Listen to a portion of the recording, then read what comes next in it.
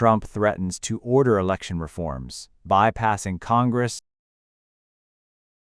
U.S. waives Venezuela oil sanctions as Trump says expects to visit.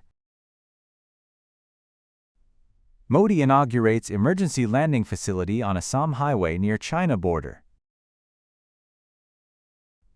UK terrorism ban on Palestine Action Group unlawful, court rules after appeal. U.S. President Donald Trump has threatened to bypass Congress and impose new nationwide voting rules ahead of the November midterm elections, raising the prospect of a major legal battle. Trump said he would issue an executive order if lawmakers fail to pass legislation requiring photo identification and proof of citizenship for voters.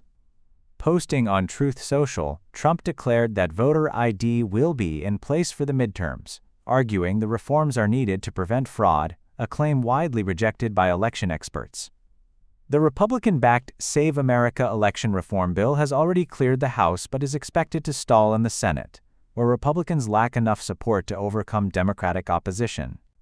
Critics warn the proposed rules could disenfranchise millions of Americans who do not have easy access to documents like passports or birth certificates. Research suggests more than 21 million people may face difficulties meeting such requirements, particularly young voters and ethnic minorities. Legal experts also question whether a president can mandate federal election rules, as the U.S. Constitution grants states broad authority over how elections are run.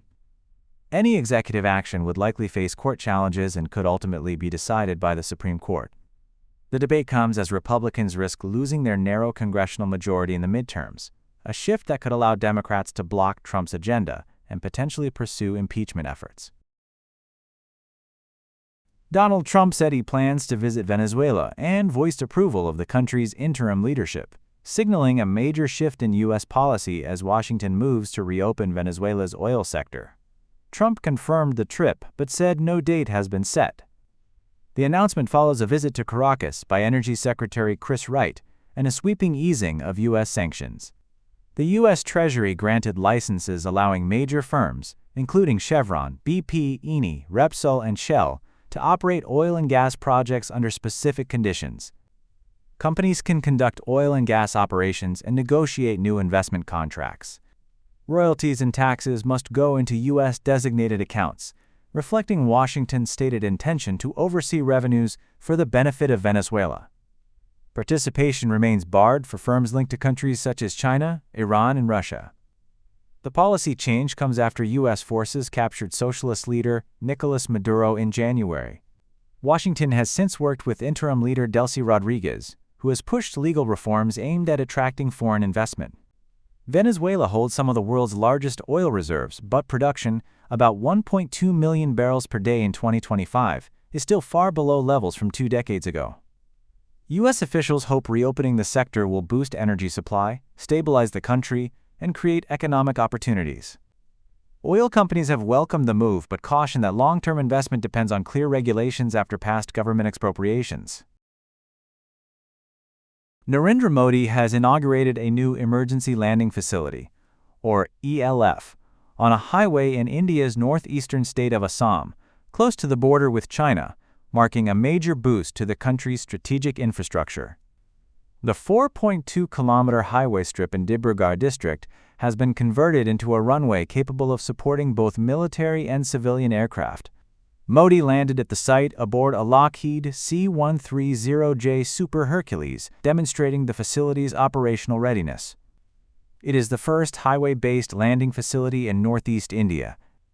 Located less than 300 kilometers from the China border, it strengthens India's defensive posture in a sensitive region.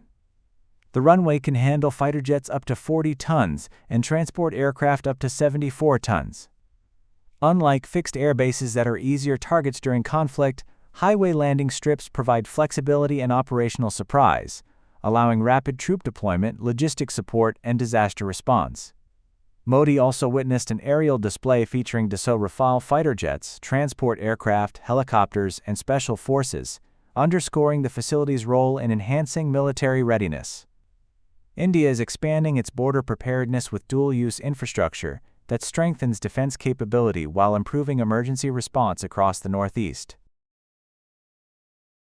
Palestine Action, a pro-Palestinian activist group, has won a key legal victory after the High Court of England and Wales ruled that Britain's decision to label it a terrorist organization was unlawful. However, the ban will stay in place for now as the government prepares an appeal. The UK government banned the group in July, arguing its increasingly aggressive tactics, including damage to defense facilities, amounted to terrorism. Judge Victoria Sharp acknowledged the group encouraged criminal acts but said the ban was a disproportionate restriction on freedom of expression, raising concerns it could silence legitimate protest. Interior Minister Shabana Mahmood confirmed the government will challenge the ruling in the Court of Appeal, meaning the prohibition remains temporarily. Activists allegedly caused about £1 million in damage during a 2024 raid on a factory tied to Elbit Systems. The group was banned shortly after a break-in at the Royal Air Force Base at Breeze Norton that damaged 2 aircraft. Prime Minister Keir Starmer had condemned the incident as, quote, disgraceful. More than 2,000 people have been arrested for showing support for the group, cases that could now face review.